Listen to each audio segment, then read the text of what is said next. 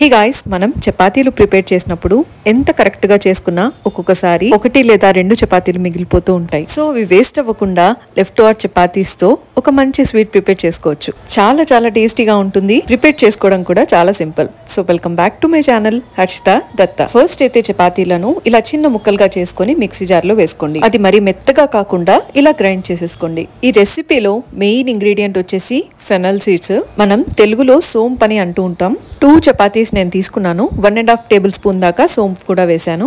ఇంకో main ingredient వచ్చేసి బెల్లం. సో మీరు ఎక్కువ స్వీట్ గా ఉండాలంటే ఇంకొంచెం యాడ్ చేసుకోవచ్చు. ఈ రెసిపీకి బెల్లం కొంచెం ఎక్కువగా ఉంటేనే బాగుంటుంది. సో ఇవన్నీ కూడా ఒకసారి గ్రైండ్ చేసి సర్వ్ చేసుకోండి. తినే ముందు కొంచెం ఒక స్పూన్ దాకా నెయ్యి కూడా యాడ్ చేసుకుంటే ఇంకా టేస్ట్ బాగుంటుంది. ఈ రెసిపీ నాకు తెలిసి చాలా మందికి తెలియదు. సో ఒక్కసారి అయితే ట్రై చేయండి. డిఫరెంట్ టేస్ట్ తో చాలా బాగుంటుంది. సో మీరు కనుక మన ఛానల్ ని ఫస్ట్ టైం చూస్తున్నట్టయితే సబ్స్క్రైబ్ చేయడం మర్చిపోకండి. అలానే లైక్ షేర్ కూడా చేయండి.